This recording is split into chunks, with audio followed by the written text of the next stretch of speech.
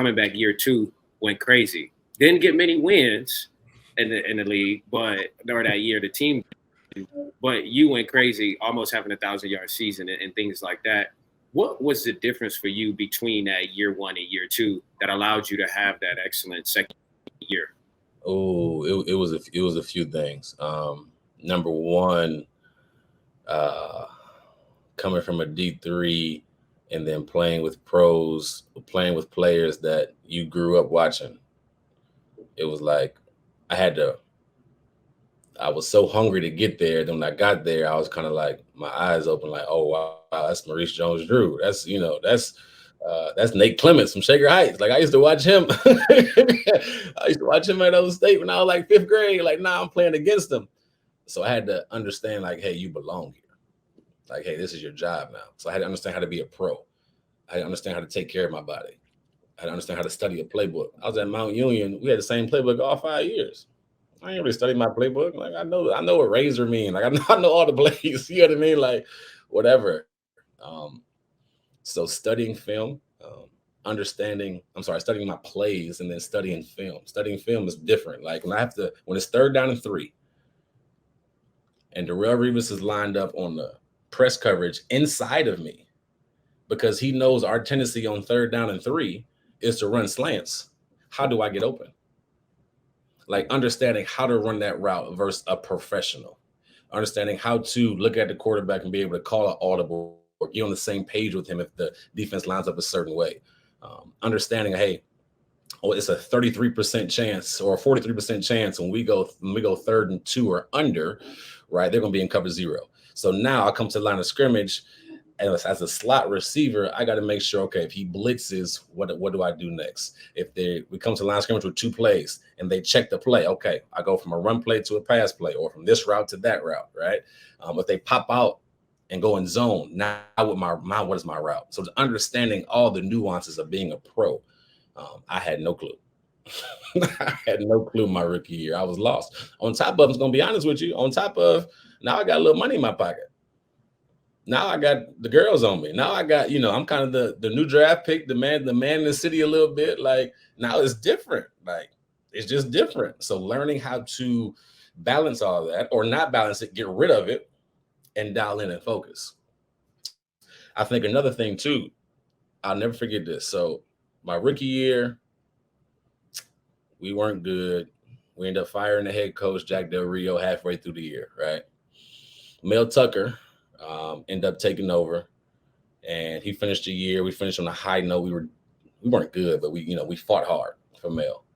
Going to that year, next year, we had a new GM, a new head coach, Mike Mularkey, and new receivers coach, right? Jerry Sullivan.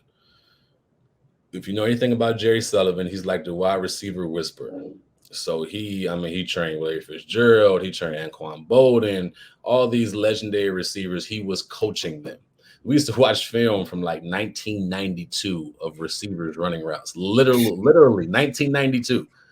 Detroit Lions, when Barry Sanders was there. All those receivers had great careers. Nobody knows about it. I do, because we watch the film every day.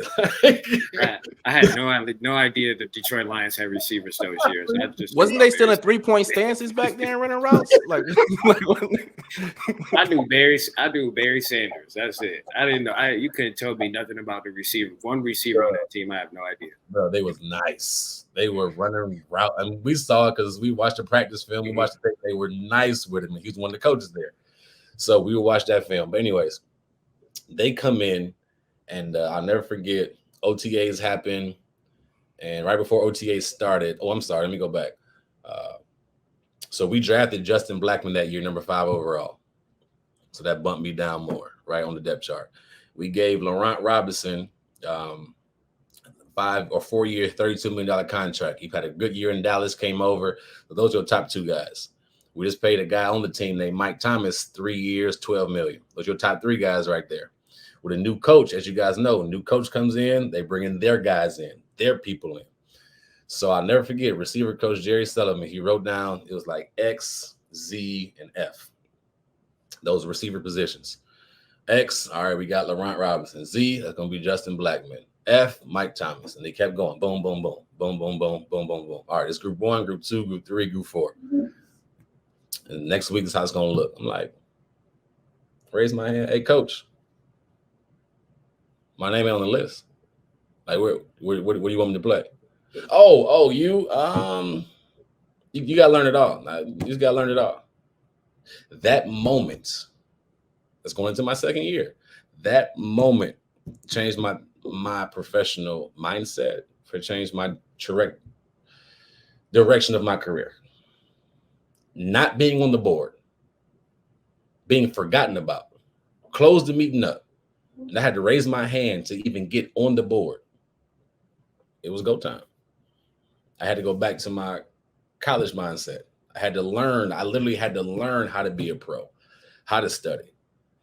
That summer, so OTAs finished up and I started making some plays. I did exactly what Jerry Sullivan told me to do every single day, over and beyond.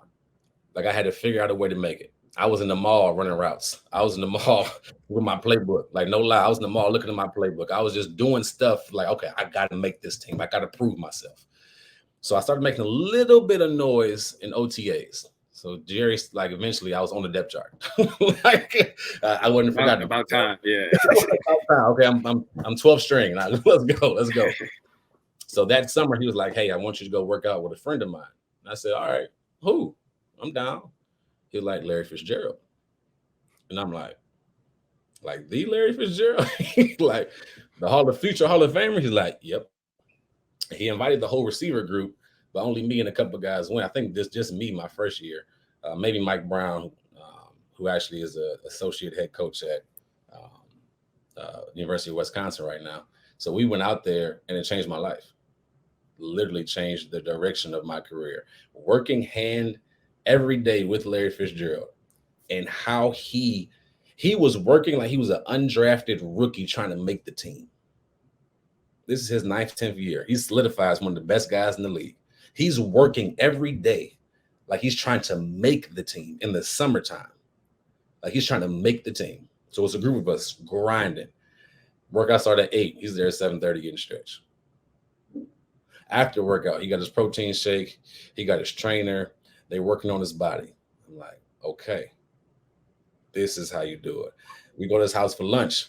He got the spread set out. Healthy fruits, healthy veggies, healthy sandwich, chef cooking this up. He got a masseuse here. I'm like, okay, this is why he's great. So spending 2 weeks with him, 2-3 weeks with him every summer, or that summer, excuse me, opened my eyes. Okay, this is how you are. This is how you be a professional. This is how you eat.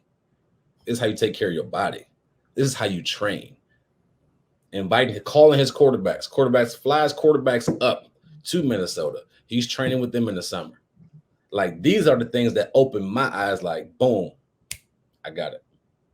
Took everything I learned those 2-3 weeks, went back to training camp in Jacksonville, just applied it. It's from the film study, from the playbook, from eating, from the body, how to take care of your body, from the weightlifting, and I just applied it. I literally applied it. And I had to be patient. I'm making plays all preseason. Still barely made the cut.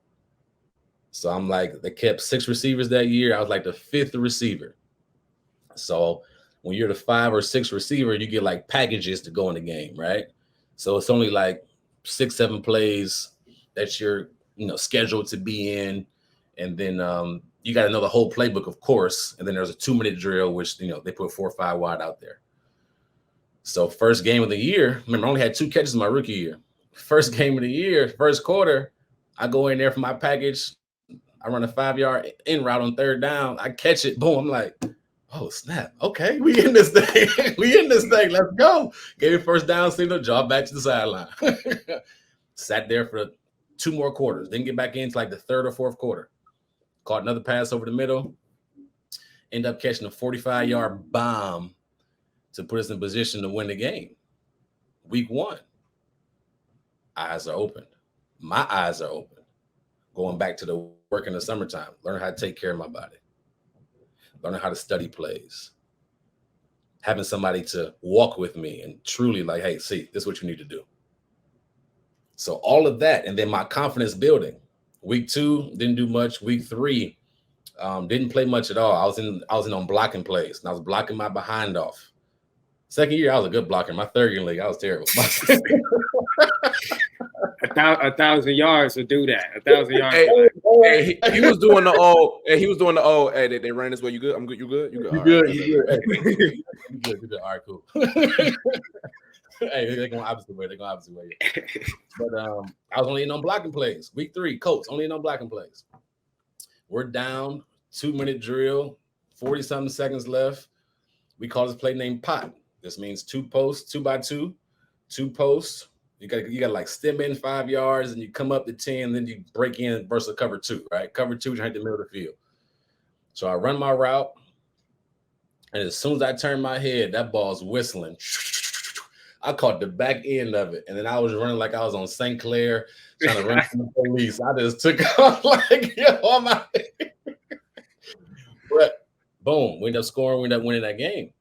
More confidence for me, more eyes being open. Like, hey, this is 2 out of 3 weeks. This kid's making plays and scoring touchdowns. So as time went on, I just kind of waited my turn. I got my first start week 7, never looked back.